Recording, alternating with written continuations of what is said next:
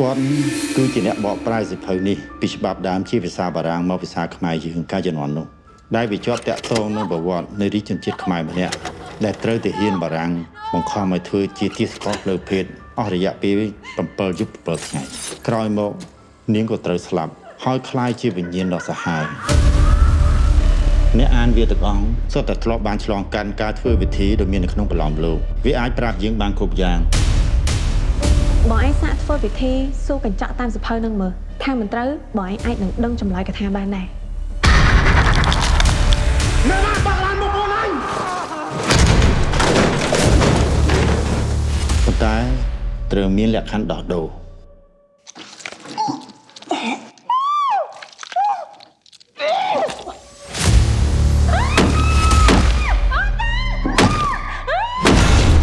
ពីបានចម្លើយហើយគឺត្រូវតែស្លាប់ក្នុងរយៈពេល7ថ្ងៃមានវិធីអីទៅអញបែកលក្ខខណ្ឌនឹងបានខ្ញុំគិតជាខ្ញុំមធ្យោបាយប៉ុណ្ណាអាឃាតករ